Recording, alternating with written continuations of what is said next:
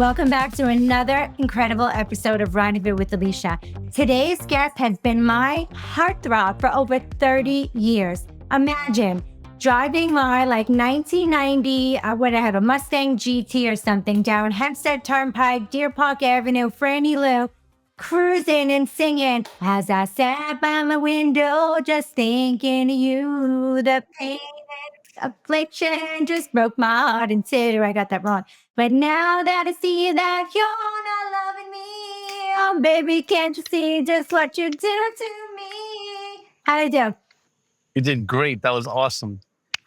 Big applause for Alysia.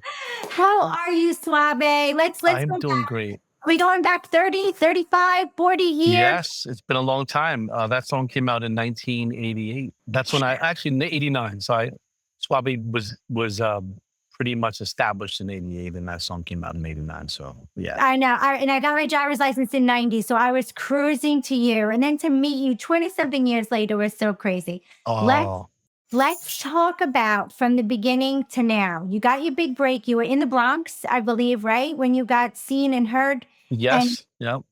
I was living upstate New York in New Windsor, New York, and I worked in the Bronx. And long story short, I met a guy named George Vascones, who was my manager, and he was the one who discovered myself and Johnny O and Cynthia and the Queen of Freestyle, Judy Torres, and a whole bunch of other artists, Solid and EXO and Peter Fontaine, and the list goes on and on. Body Style rather. There's just so many groups and artists that came out of the George Vascones camp, and we were young kids just trying to make it in the music industry. And we were very blessed that in this very small pigeonholed moment in time, directly after disco, there was this need for this different style of music, and Latin hip hop was formed. And, when you culminate hip hop and dance and Spanish music, salsa, and some old school Miami bass beats from down south, and you put them all together. Disco was had a cousin, and it was called Freestyle. And let me tell you something. I remember when my grandmothers, they would remember from 40 years ago, every single line to a Frank Sinatra, Oh Dean yes, Martin. And now yes, here I am remembering just about every single lyric and word from the 90s, from the 80s to your absolutely. music. And you know what resonates with me all these years later at every freestyle concert, every single attendee knows every single Yep, lyric to every single song. I mean, it's insane. It's it is. a movement that has never ended. It's the most humbling, as a grown person, whether you're a male or a female, or there is nothing more awesome than having something to look back and saying that I was a part of something, and whatever that something can be. You might have been the captain of, a football team, or you might have been a dancer, or you might have been the smartest kid in class, or the one person that whatever your 15 minutes of fame was in your world when you're growing up. That's the one thing that nobody can ever take away from you. Yeah. And that's the one thing when I look back, I say, wow, I'm just blessed to be a part of that movement and be a part of that time. And no one can ever take that away from me. It's just the most humbling experience in my life. Unbelievable for us too, for the Yeah. fans. It's been extremely unbelievable. Now, what is the craziest thing that's ever happened to you on tour? Oh my God, there's so many. I'm just The going to cut right craziest, to the chase and ask the I question. mean, there's so many crazy things that have happened to me on tour.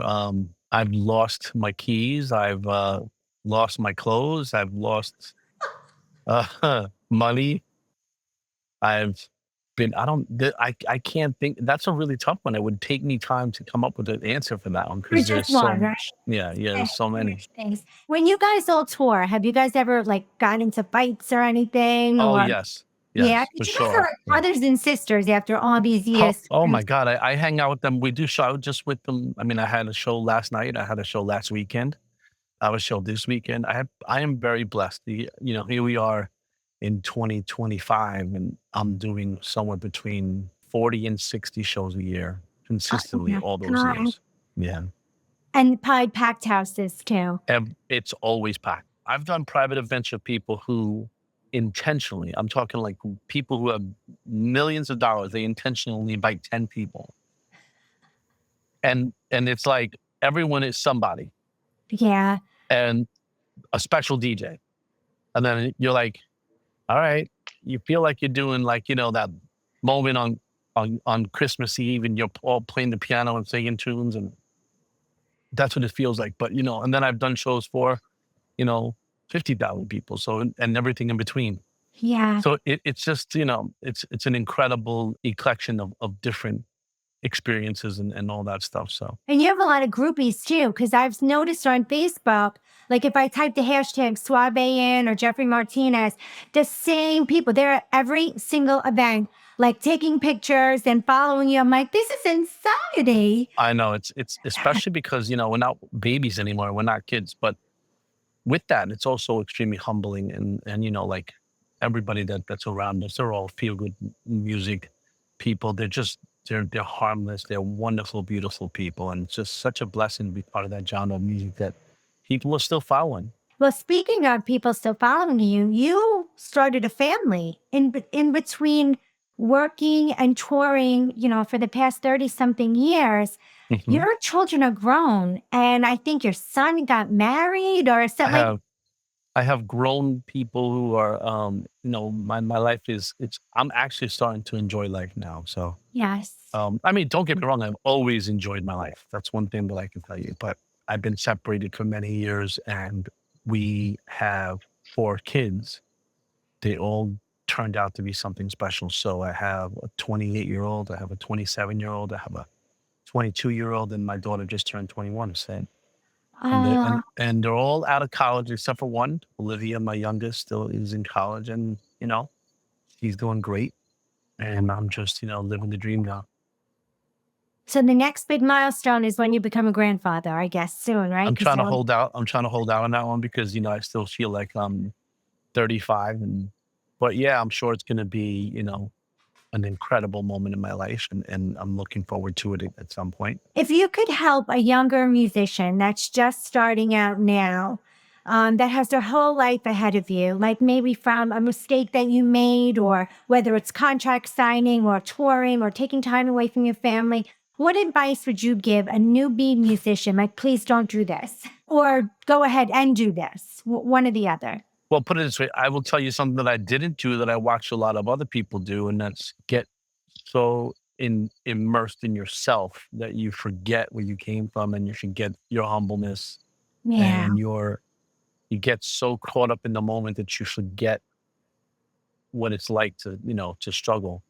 Yeah. And that can change just like that. What I could tell you that you should do is always listen and don't make immediate decisions and always get the opinion of a couple of people around you that have been in where you want to be. Because see, the one thing that I think a lot of the people, not only just in our industry, but in any industry, is they ask their brother-in-law or their cousin or their uncle.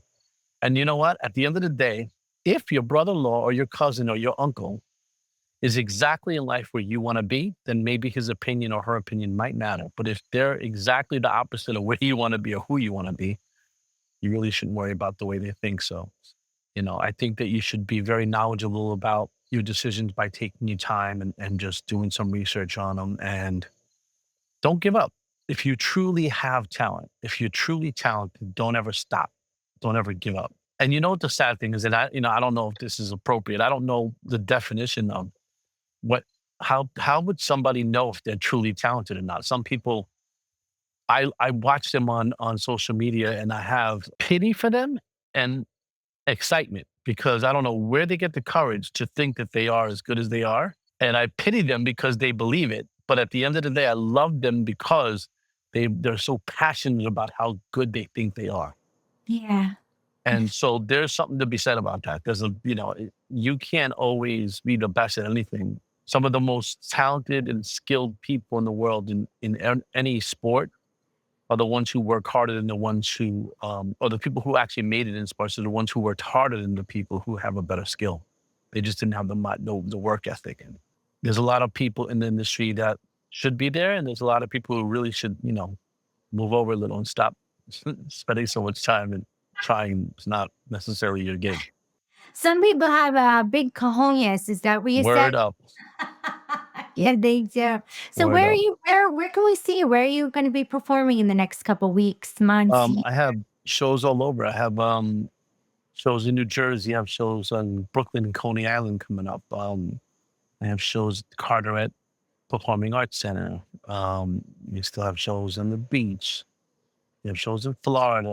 Although there's really no one place. That's the one thing that makes what I do really cool. Is you go to the same venues maybe once a year, but different times of the year. You know, Mhm. Atlantic City, you got Atlantic City coming up. So you do that in November, let's just say, and you're in Florida in February, or on a cruise. We do a lot of fun things. How are the crew? Are you guys still doing the cruise, the Oh freestyle? yeah, it's Yeah. getting bigger and bigger. Yeah, last year. So Wanted to go on one. when you first I know you remember back in the day when we first started it, and Yes. since then, initially it was my thing with Doris, and then I had gotten Cynthia and George Amon as my first artist, and next thing you know, a couple years later, Cynthia took it over, and now I'm going on my seventh with her. This Oh, coming January, February. So and we're going to Puerto Rico, 5 different islands, and we got the big theater. So we started off renting one small little comedy room, and there was a maximum of 300 people allowed on the cruise, on our part of the cruise. yeah. Now we have the main theater, and we had 1,000 people last year, which was incredible. Holy So I cow. would say that the goal for that, Cynthia original Dream Girl cruise is to charter the whole ship. And that'll probably be, I would say, give it another 2 years. We're closing in on it. So, if you have not been on a freestyle cruise, all I can tell you is just imagine somewhere between 10 to 14 artists that perform on 2 to sometimes 3 different nights. We have theme parties, and we're basically traveling to 4 to 5 different islands, stopping and having a blast in every single one of them. And all we do is party together. So you could be the biggest Rob Bass fan, or a big TKA fan, or a George Amon fan, and you're sitting in the hot tub with them, having a drink, and knowing that that was the person that you used to listen to without you. Look into my eyes. And you're like, oh my God, that's like the greatest song ever. And he's just chilling there, hanging out with you. I can't believe it's 7 years already. I've always wanted to go on the freestyle cruise. If I want to go, how do I sign up for one? Like, when did the tickets come out? Let me They're tell available now. You can get them. You just go you, to. that's going to be the most expensive concert ticket because Oh no, it's not. It's not. You're basically paying for, a week away, including the cabin and everything, and it's all inclusive. yeah, And the ticket for the venues, the shows, and the parties that we do are all included. right. So it's one all inclusive, and it's worth it per person. You have a blast, and all you do is just party the whole entire week. There's no time off Well, that's because what you're I on a meant. ship.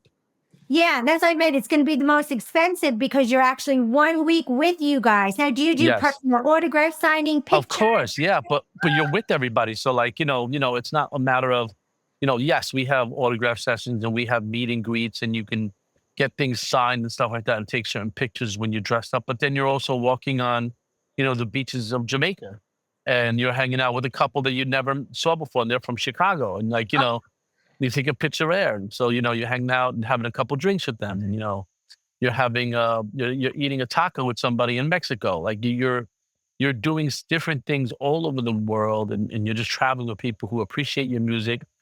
And it's not so much the fanship that they have, it's the fact that you all are doing the same thing that you did when you were anywhere from 17 to 25.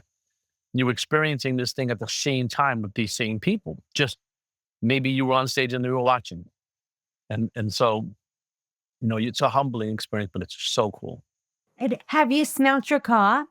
Like, have you been like, wow, these people are really bringing back, they're wearing your car. Can you still Oh, you get don't even understand. We have nights where it's like Cavaricci's, and everybody's wearing, the clothes you wore to the tunnel and to the 1018 and the Devil's Nest. And, old school, it's like being back there. We have different themes. So we had a theme once where it was, I want to say it was 80s disco, but it was more like, what's that show that was on? Oh my God. With That's Cornelius, Oh, Don Cornelius, Soul Train. oh, Soul Train. Everyone was dressed up like Soul Train. And then you have people dressed up with their Adidas outfits on, their fat laces and, break dancers and your Kango hat and, your gazelles. I mean, it's a straight up, it's a fun time, really good time. And everybody's just enjoying going back. And that was just one of them. That was, 80s. We also did themes like black and white or like all red or Halloween. People dressed up, in outfits and no one knew who anybody was. So yeah, we have a lot of fun. I am so excited. I think I just saw Andrew. I don't know if everybody saw that or Andrew. I saw him. I wanted to come back. So What's up, everybody? I'm on with Soave. How are you, Andrew? How are you, buddy? Good. Doing great.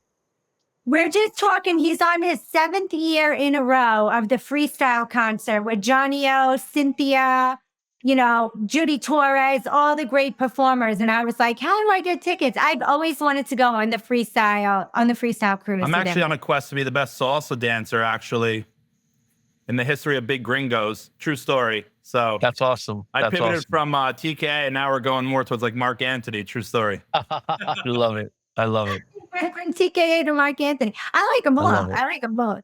I'm married to a Puerto Rican, so of course I like that salsa music. I am the gringa of the family.